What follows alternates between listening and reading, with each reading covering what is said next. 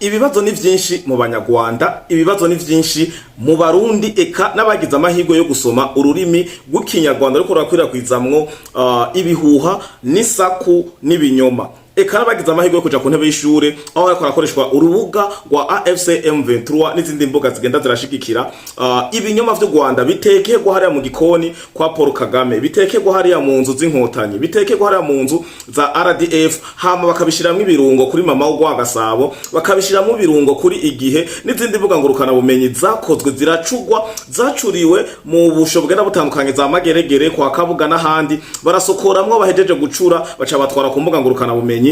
Gende muririmbe Paul Kagame, muririmbe u Rwanda, muririmbe RDF, muhayagize AFC M23 ko ikomeye itazopfa yaravuye muri Kongo, urugamba ari furu hari ari wabo ngo bagwana nk'intare, ariko je nababwiye kari mbwebwe za Sarambwe, ni nyenzi za Sarambwe, aka kazi ni nyenzi mwibuke kari bo bakihaye. Ubu rero inyenzi zongeye gusara zisarira mu burasirazuba bwa Kongo.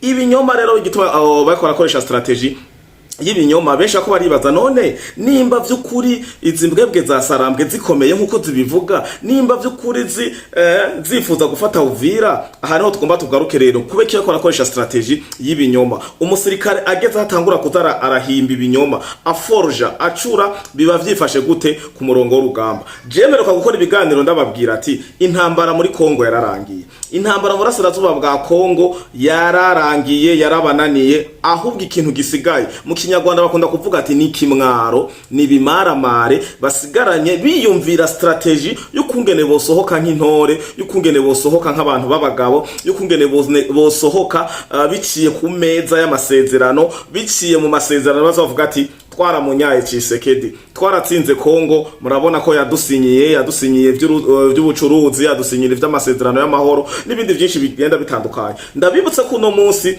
wari umunsi wo gusinya hariya i Washington, aho Tshisekedi yababwiye abicishije mu mvugizi wiwe Muyaya, avuga ati Tshisekedi ntazohaguruka, ntazokonona benzine canke ibindi bintu indege ziwe zikonsoma, indege ziwe securite protocole, amafaranga y'igihugu, frais de mission n'ibindi byinshi, ava muri Kongo agenda gusinya, asinya umuyaga canka tumwanya ngo agiye gusinya amasezerano y'amahoro n'ibindi byinshi by'amangetengete bariko barafurugutira hari Washington kwa Trump.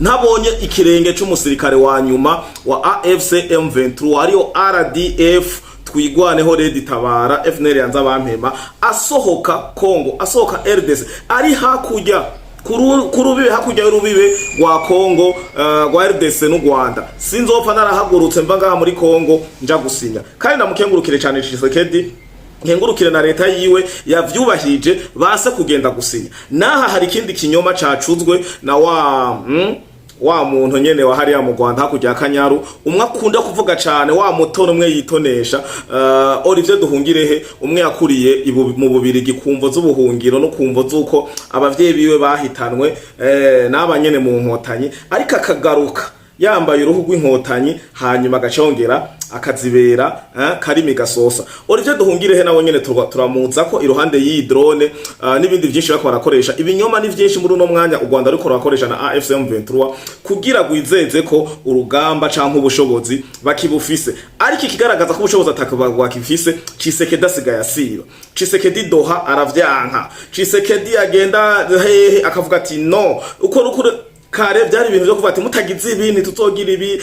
Ubu AFC M23 nimba mumaze kubibona uku kwezi kose kurarangira aramarira, ari barako baratwica genocide z'abanyamurenge, ama strategy yose yase ngira muko murumva ama audio mwamwe je nase kuyakoresha cyane kuko sindaronka ivy'indani neza ko ajya ama audio ariyo, naho yobayo ko babatayerekuye express kugira babashe kwa kenyura. Benshi babashe kwa bibaza igituma Frehole Patriote ama audio twumvise y'abanyamurenge atarayasesangura. Oya na kariro gakeye na Fre James yose mbanza nka cengetera nkumviriza neza, ubu niko ndarondera preve numve ko ajya amajwi ari yabajya abantu numvise, hanyuma numve ko ajya ama audio yabatorotse canke ari amacurano bacuze kugira barabe ko boba barazubaza abanyarwanda bavuga ati ngo kuzubaza rubanda, ariko kuzubaza bene gihugu, kuzubaza abanyafrika muri rusangi, ekana bari abampatsi ibihugu babafasha kugira berekane sur le plan international ko kumbure bageramiwe, kumbure ari fuite, kumbure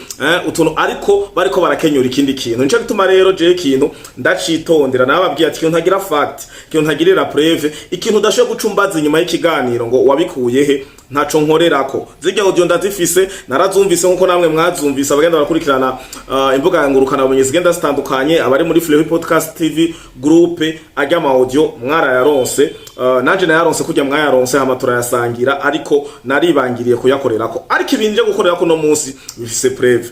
Mpere ku foto y'amadrone berekanye ya CH communique mwarabonye kuri igihe mu gifaransa, bemeza ebana ama eloge menshi batapa baninahaza ko AFC M23 ari gihangange, kandi yari yarabivuze Bertrand Bisimwa n'umuvugizi wabo bari bavuze ko ubu batazokwemera kuguma bicwa barorera, nabo nyene bagiye kuza baragira ukuna kuriya, bazokwemera ngo ko FRDC viola amaseserofe n'ibindi byinshi bigenda bitandukanye by'ibinyoma baguma bapapira. Usomye irya text ukibaza AFC M23 RDF inkotanyi barakomeye mu burasirazuba bwa Kongo, naho wapi ni 0 plus 0 egare 0. Ijya foto siyo na gatoyi, ijya foto reka nabarangire aho yavuye ndayibereke, haba n'igihugu yavuyemwo na ryari yarashwe. Ibi biri clair, nibareke kuguma babesha, kuko kubesha no guta umwanya, koresha ibintu biri true mufitiye preuve kandi mwakoze, kuko ubu isi ninto. Hari umuntu yavuze ngo isiri ngaha mu kiganza,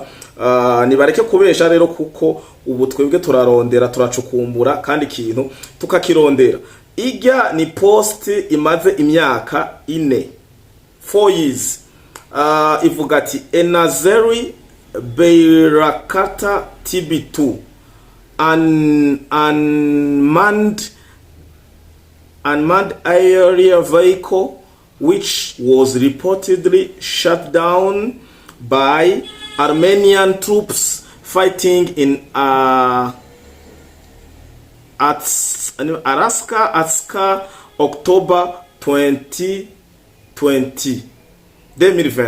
Murumva ko imaze 4 years, imyaka 4. Ifoto bapostinze ikaba ifise dimension ya 2048 sur 1527. Iyo foto batoye iriko basoda bagera kuri babiri, hama bo bacha barayigira zoom mu kuyipostinga kuri igihe na AFC M23 mu kuyipostinga bacha bayigira zoom, basoda bamera nk'abagomba kubakuramwo, bacasigaza amababa yasanzaye. Ngira amafoto mwayabonye, niko ndagira ko gusa ubusesanguzi two turayaga ko, ariko ndibaza ko mwayabonye. AFC M23 nayo ikipostinga kuri Alliance Fleuve Congo, kuko ni urubuga basanzwe bakoresha officiel kuri Twitter, bagira ati la cible a été neutralisée avec succès. Bacashira ko akayemoji kumuriro nako kuboko nyene bagaragaza ko bafise imbaraga. Aha rero niho bace bavuga bavuga ati ibi iye ni ngorane, reka ndabukungene ndayibereka, tusangire buno butumwa kugira namwe mubibone. Ngenda ndayagrandise ndayishire kuri screen mubone ivyo niko ndavuga aho ndabikuye. Izi foto izi ntubona ko zisa, uru ruhande uru rumaze 4, bamaze imyaka 4. Uru aha kuri uru ruhande niyo site yo muri Armenia ya postinze, iri ya 4 bayipostinze muri 2020. Aha naho ni AFC irogongi AFC ani Alliance Fleuve Congo, ni kuri Twitter urabona kari kuri X. Sinigera ndana bafollowinga, murabona ko ifoto ni imwe, bagize zoom gusa orana iri baba, urabona aha kuri Alliance bayikweze, aha kuri Alliance bayikweze, hacasigara haboneka uyu musirikare gipande gusa, aka kantu mubona ngaha bayikweze, ifoto ni nyene ikimubona kiri ngaha. Sinzi okay, wala iki mubona kiraha nico kiki kiri ngaha, murabibona. Dis-moi la photo est identique, iri akagasantiye mubona, akagasantiye mubona ngaha niko kaka kari ngaha. Ndibaza ko biri clair, ni ibintu ndashoye kuvuga ati ibi nibi nyoma. Dis-moi, iki ni kinyoma ca mbere mu kigaragaza kibereka ko ivyo Fleury yavuze nivyo. Ku rugamba vyaraheze. AFC M23 oublié. AFC M23 ngira ni tombe, sinzi ko novuga tombe. Nico gituma rero amajambo bafise bariko barasipria. Ni maramwe nimwiyumvira. Kare ko harukurasa. On va Uvira va tomber. Muribuka ko ari kuva mu kwa kabiri avuga Uvira va tomber. Mugo mu Rundi ya ntare nama ndababwira ya vrai. Ziriya zose nimbwebwe n'inyenzi za AFC M23. Intare no mu Rundi gusa FDNB. Narabivuze n'umzo kwanda bisigura ndasigura igituma tufise umwami yitwa Ntare Rugamba, Ntare Rushatsi, presidence yitwa Ntare kwa Ntare ku Kirimba, ekabuzukuru ba Ntare, bene Ntare, igisirikare ni Ntare, Fleury ni Ntare. None mwe mumva mushaka iki mugaca mutuzana ngo mfise Ntare ngo za sarambwe. Intare yo sarambwa gute kwanza? Intare kari gikoko gituza hageze ko gihiga kiripanga kikamenya gihiga sangapi gihigirahe. Intare ya ronsa karasiyo iratekereza ikicara. Hama ngo intare za sarambwe. Intare yo sarambwa gute? Intare ni sarambwa ni inyenzi za sarambwe n'imbwebwe za sarambwe. Nta bindi affaire termine. Iki ni kinyoma rero yanje kubabwira ati iki kiri mu binyoma bimwe bigaragaza ko bari faible kugira umuntu atangure kuzarabesha ku bintu by'urugamba ufise inkoho n'undi afise inkoho murarasana hanyuma ufise ibikoresho byinshi ubwo bwirinzi nibiki mbenda babatse kugira bakorore drone ba ecologique ubwirinzi bwose ko bwabaye futi babuhejeje ariko twatanguye kujanjagura turajanjagura hama tutangura kubopera mbetse ga drone z'agasakisaki ama video babarasaba bakurasaba gusuzugura banza kugufirma bakagupirona mu myobo mukinjira mu gahangayika mwoba hageze uno munsi kariho mukorora drone bijya vyarabaye nta drone mwakoroye n'ububeshi rero ibi birerekana faiblesse ndibaza ko abari ko murakurikirana kino kiganiro buna gusesanguze mwese muratahura ko ni kinyoma ni faiblesse ahubwo batangwe kuzabara uye intambara yabigeze muri photoshoot igeze muri intelligence numérique ubari bafise umungira bafise sinzigira mu PhD yayize ibintu vya AI ibintu vyama intelligence artificielle ubu nta kindi kintu bajejwe no guguma biyumviriye mbe musoda wo mu Burundi bameze gute abayambaye gute aeroport yo mu Burundi. Ikindi kinyoma rero ngarukako naco nyene kandakigireko muribuka ko bagumye bavuga ati aeroport yo Burundi yafashwe igihe bakavuga mama wo gwa Gasabo burya butivi bwo buto ndabubabarira kuko bagana imfungwa zaje kuraba ko zomarira ibifungo vyabo biriko barahimbaza Kagame bahimbaza inkotanyi kugira barabe ko barabayeho bage bonda nababarira kuko ndanabitahura nta kundi bogira mugo umuntu nka Scovia umuntu nk'igihe abantu nkango za Rwanda wote n'ibindi vyinshi vyandakutakiye ngo aeroport y'u Burundi yafashwe nabande yafashwe sangapi habaye iki nje tandababwira ati ibintu vy'amajambo nshimire cyane baratuza umuvugizi w'igisirikare cyo Burundi neje ariko arishura bamubaza byo mu minembwe yarababwiye ati akarimi ni inzoka za sarambwe tipe ni inzoka za sarambwe rero urugamba hariya muri Kongo rwabarangiranye ndeke kubarambira kuri no sije ya aeroport nayo nyene mwarabonye ko yari systeme yo kubesha kudeklara amareisite atariyo kandi umuntu atangura kuvuga ati uzurabe umwana yayobewe canke afise faiblesse canke yokijuju kwishure kadukoreshe nta mwana yokijuju ariho afise yo faiblesse gusa muri ico gihe habaye faiblesse ashe kuba uwa 91 afise pourcentage nka 17 agaca curika agacaza kuvuga ati nabaye wa 17 vise amanota 91 kwijana nivyo Rwanda ariko rakoresha. Okay, kukindi kinyoma ca kabiri ca gatatu ni kinyoma Olivier Duhungirehe wa wundi nyene asosereza leta y'u Rwanda yakoze yanditse avuga ku gituma batagiye i Washington. Igituma murakizi muyaya umuporte parole wa Tshisekedi wa Kongo yavuze ko Tshisekedi atazohaguruka atabonye igitsintsiri canyuma c'umuroberi c'umu RDF avuye ku butaka bwa Kongo ataha agenda iwabo. Mugabo Olivier Duhungirehe yaje avuga ati je remarquerai que le président Tshisekedi avait comme le président Kagame umva Tshisekedi yari Chokimwe na président Paul Kagame confirmait sa participation au sommet de Washington qui était prévu pour le 13 novembre. Nous non musu mwaya tuko turavuganirako 2025 avant qu'il ne soit reporté à la dernière minute par l'administration américaine. Point les trois parties sont en train de rechercher une autre date qui correspond à leurs agendas respectifs. Olivier Duhungirehe. Ibi byose ni binyoma. Igituma batagiye muri Washington muri Etazini gusinya nuko RDF abanyarwanda inkotanyi bakiri ku butaka bwa Kongo batahavuye egare ko amasezerano ayidoha mwarumvise ko nyine bayasizemwe amazi.